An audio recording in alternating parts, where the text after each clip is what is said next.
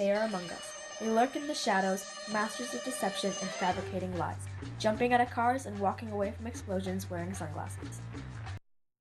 But their lives aren't exactly the way James Bond movies show them. Spies have a perilous and unpredictable job. Espionage has a flair that has attracted people for decades. The media portrays the side of espionage that everyone wants to see. But there is more to the story than meets the eye. America was built on secrets, and we've only unraveled some of them. In 1777, George Washington wrote a letter to one of his informants, Nathaniel Sackett.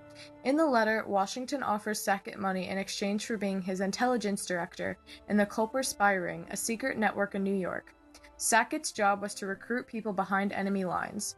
This excerpt from the letter explains why Washington entrusted this particular job to Sackett. The advantage of obtaining the earliest and best intelligence of the designs of the enemy, the good character given of you by Colonel Dewar, and your capacity for an undertaking of this kind, have induced me to entrust the management of this business to your care. This simple letter describes the first official use of espionage in the U.S. Dr. Vince Houghton, the head curator of the International Spy Museum in Washington, D.C., gave us insight on the impact that this letter has on American history. Quote, "When Washington wrote that letter to Sackett, it didn't look as though the revolution would be successful. We had just lost New York to the British, and Washington was desperate to know what was happening inside the city. At the time, we had no organized intelligence agency, and so Washington did not have many ways to discover what was going on. Since intelligence was key in the defeat of the British, you can justifiably say that without this letter, we wouldn't have won the war." End quote. This was one of the first recorded instances of espionage in America, and it ultimately led to the creation of an intelligence-gathering agency. Today, it's more commonly known as the CIA.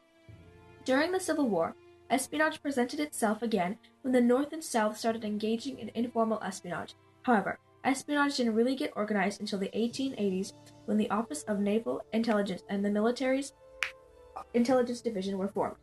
This had agents stationed in major European cities, but they only really started to engage in spying when the Spanish-American War began.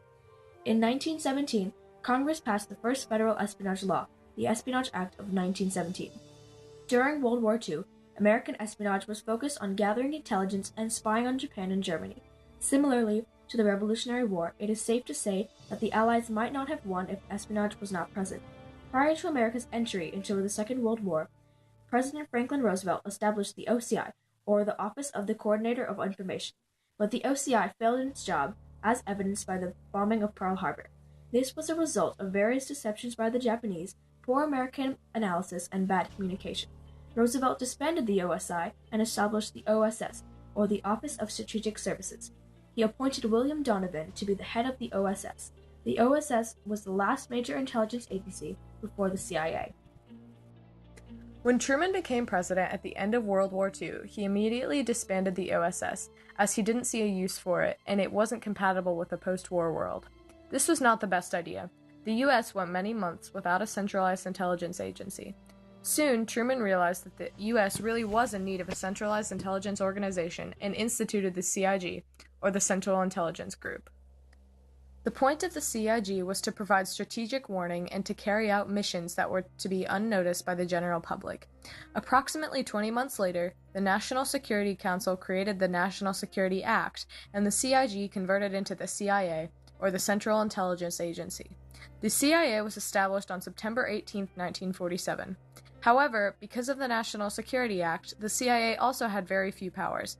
Fortunately, in 1949, the Central Intelligence Agency Act was passed, and the CIA had more abilities.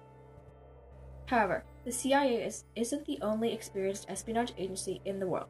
Other countries, such as Canada, the UK, and Israel, have strong and important intelligence programs that need to be mentioned. In Canada, the intelligence agency is the Canadian Security Intelligence Service. It is very similar to the CIA, but was not created until 1984. In the UK, espionage is handled by the MI6, or Military Intelligence Section 6. The MI6 is an incredibly powerful agency and is a lot more self-sufficient and independent from politics, unlike the CIA. Another national intelligence agency worth mentioning is the Mossad in Israel, which is responsible for collecting intelligence, conducting covert operations, and counterterrorism. It is also the job of bringing Jews to Israel and protecting Jewish communities. These agencies and many more, like the CIA, work diligently to keep their respective nations safe. For espionage to be effective, there must be valiant individuals willing to do anything for the cause. Throughout the history of espionage, there have been multiple people playing important roles. For example, during the Revolutionary War, there were two people that made a really significant difference. George Washington was the first. He was crucial to the very beginnings of espionage because he organized the first official espionage in America. However, because not very many people were willing to spy for him, he ended up doing most of the work himself. It was not efficient, but it was his only option. Another person was Benjamin Franklin. Ben Franklin was an accomplished man, and he could add espionage to the list. He produced fake propaganda made to look as if it was from a German prince to convince mercenaries to leave the war effort. This greatly weakened the army that the colonists had to fight. During the Civil War, Thaddeus Lowe was an important figure in the espionage field. He had the idea to use hot air balloons to spy on the Confederates. This was a brilliant idea for two reasons. It was much more efficient and effective, and it cost less than using old planes. But men were not the only ones to take on the job of spying.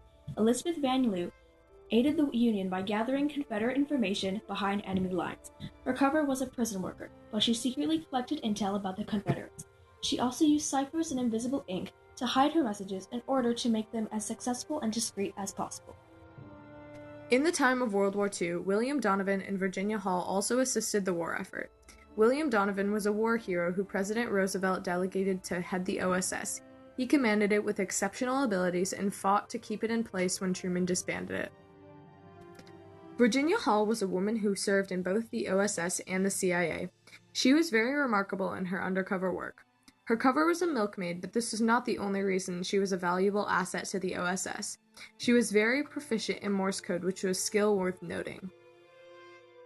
Espionage progressed until it became the way it is now. Today, the mission of the CIA is to provide information to the United States government so that they can make informed decisions about the security of our country.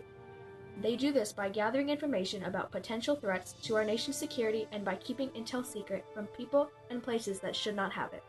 In some cases, the CIA even spreads misinformation to confuse possible foreign counterintelligence attacks. When the CIA is given a specific mission to do, they follow a set of protocols to make sure that it is done completely and correctly. This is a 5-step process called the intelligence cycle. The first step is planning and direction. In this step, they assess the job, what they know, what they need to find out, and how they can.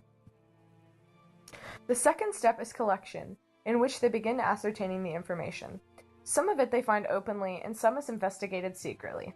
There are many forms of doing this. It could be as simple as reading a newspaper article, or it could be as complex as setting up a secret tracking or listening device to discover things that they are not necessarily supposed to know. The third step is processing, where all of the now known information is collected and placed somewhere all together where it can be assessed when needed. The fourth step is analysis and production. During this step, the information is studied and pieced together to form an idea of what is happening, why, and how it could possibly affect the U.S. The fifth step is dissemination, where the final analysis is given to the person who asked the question in the first place.